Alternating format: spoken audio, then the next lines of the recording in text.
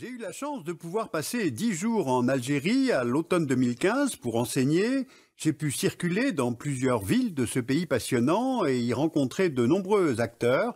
Donc je voulais aujourd'hui vous raconter ce que j'ai un peu compris de ce pays. Il ne s'agit pas ici de tenter d'être exhaustif, ni de parler à nouveau du passé colonial de la France ou du riche passé algérien en général.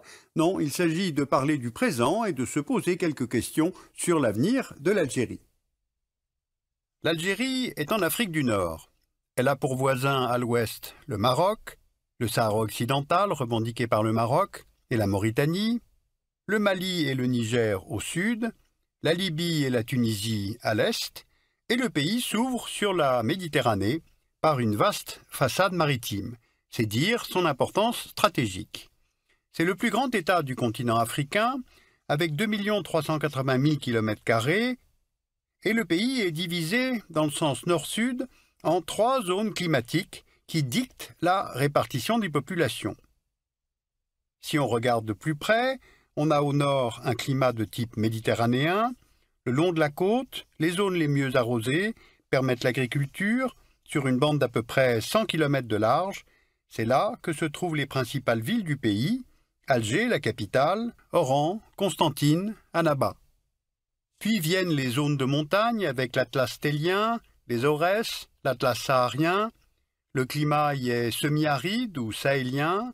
Ce sont des zones de relief et de steppe qui permettent l'élevage des caprins et des ovins. Puis au sud, on trouve le climat du désert, c'est le Sahara. La zone est totalement aride et couvre les 5/6 du pays. Le pays compte presque 40 millions d'habitants en 2015, et si on regarde la carte de densité de population, on voit que la très grande majorité des Algériens, plus de 80%, vit au nord, surtout sur les côtes, dans les grandes villes, en climat moins aride. Les Algériens sont arabophones à 73% et berbérophones à environ 27%, et on compte aussi 0,1% de Touaregs. Et enfin, la quasi-totalité de la population est musulmane, comme l'indique symboliquement le drapeau du pays. Bien, alors voyons maintenant comment se porte l'économie algérienne.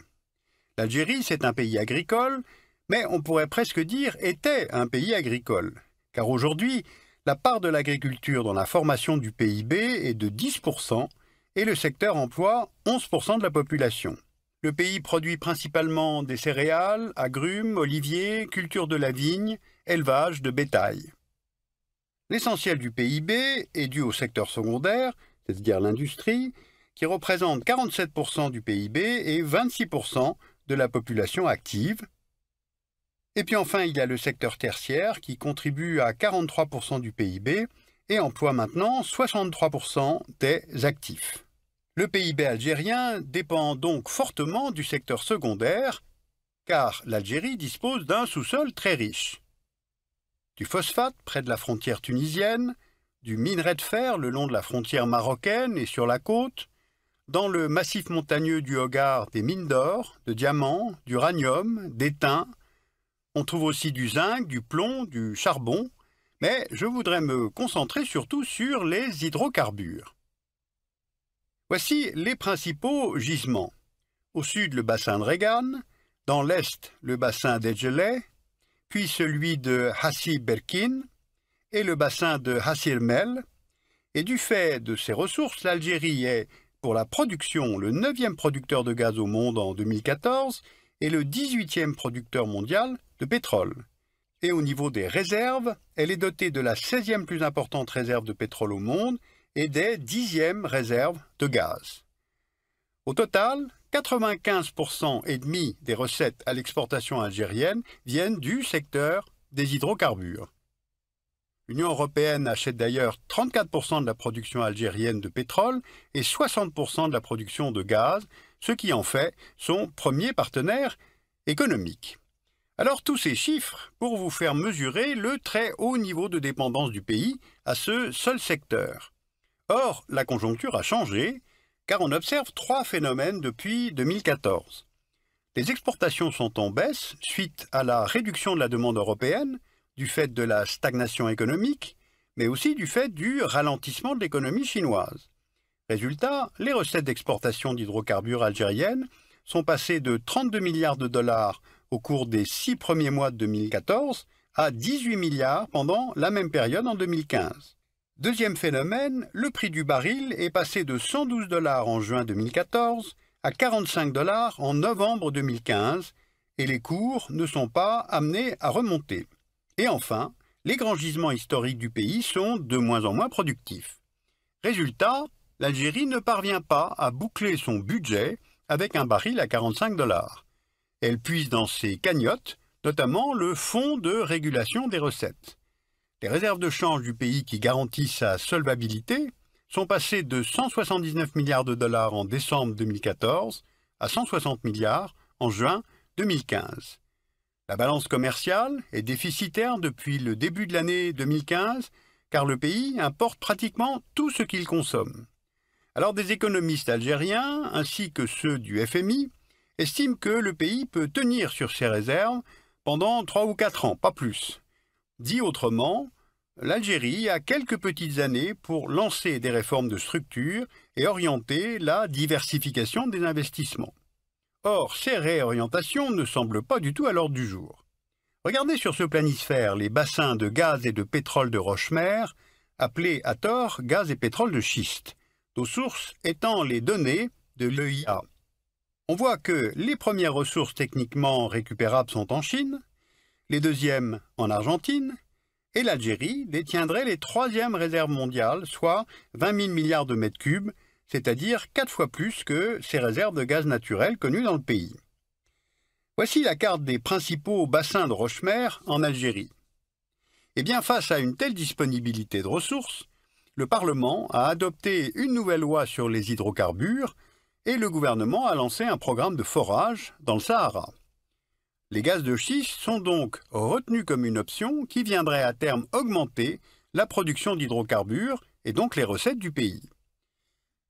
Sauf que cette décision a déclenché dès la fin de 2014 des manifestations d'hostilité à l'extraction du gaz de schiste. Elles se sont multipliées, notamment dans la ville d'Insalah, que l'on voit ici sur la carte. La décision de forer a été prise sans concertation avec les populations vivant sur ou à proximité des gisements. Or, il convient ici de faire maintenant plusieurs rapprochements. L'Algérie est un pays en pénurie hydrique, c'est-à-dire que l'eau disponible dans ce pays est peu abondante. On peut le voir sur cette carte du World Resources Institute qui montre les risques sur la disponibilité de l'eau, d'un risque faible à un risque extrême. Or, une grande partie du territoire algérien est en risque extrême. Selon l'ONU, le seuil de pénurie est de 1000 m3 par habitant par an en moyenne.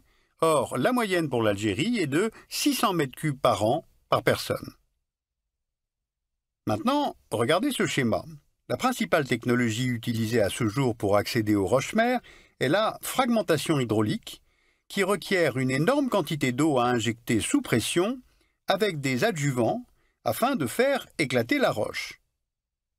Et cela entraîne des risques de pollution des nappes phréatiques du fait de ces adjuvants indispensables à la fragmentation. Mais en 2015, face à ces questions techniques et face à ces contestations, les autorités réaffirment avant tout les intérêts de l'État. Or, faut-il vraiment laisser se développer un tel projet sans écouter les mouvements de contestation? Car si on regarde une carte régionale, on voit que depuis quelques années, presque tous les États voisins de l'Algérie sont devenus instables. Le Mali avec en 2012 cette tentative de former un deuxième État au sein du pays, nommé Azawad, par des mouvements touaregs et récupéré l'année suivante par des mouvements islamistes. La Libye, depuis 2011, et la chute du régime Kadhafi, où l'absence d'un projet politique a mené le pays vers la guerre civile. Aujourd'hui, deux gouvernements s'y affrontent, les milices islamiques de Tripoli et le gouvernement de Tobrouk, soutenu par la communauté internationale. La Tunisie, avec la chute du dictateur Ben Ali en 2011, le pays connaît ces derniers temps une détérioration de la sécurité et une multiplication des attentats. Et puis enfin, n'oublions pas que l'État islamique a annoncé qu'il allait désormais s'en prendre à l'Algérie. Alors il est difficile de mesurer si les revendications islamistes perdurent en Algérie, 15 ans après la fin de la décennie noire, Mais les frontières du pays sont immenses, dans le désert, donc ouvertes, et ce, dans une région en conflit et où circulent les armes. La prise d'otage en janvier 2013 dans le complexe pétrolier de In Amenas rappelle la porosité du Grand Sud algérien. Cette prise d'otage, revendiquée par le terroriste Mokhtar Belmokhtar, a entraîné la mort de 38 civils, algériens et étrangers, travaillant dans le complexe pétrolier, et la mort aussi des 29 terroristes. Alors on mesure bien par ces cas de figure toutes les fragilités, donc il y a des choix à faire. Dans un environnement géopolitiquement instable, l'Algérie peut-elle maintenir encore sa doctrine de non-intervention sur les théâtres extérieurs? Deuxièmement, est-ce bien le moment de s'engager dans l'exploitation des gaz de schiste, alors que le monde entier s'oriente progressivement vers des énergies post-carbone? Enfin, l'Algérie est un pays magnifique, un pays riche, mais son économie n'est pas saine. Forte dépendance aux hydrocarbures, on l'a vu, dépendance aux importations alimentaires, chômage massif chez les jeunes, une grosse partie de l'économie est informelle, donc on peut se demander pour qui l'Algérie est riche et pleine d'avenir. Vous pouvez aller voir l'exposition Made in Algeria, généalogie d'un territoire. Elle se tient à Marseille, au MUSEM, jusqu'en mai 2016. C'est l'histoire de la construction du territoire de l'Algérie avec des archives, des œuvres d'art et présentée pour la première fois des cartes qui viennent de la BNF et du service historique des armées.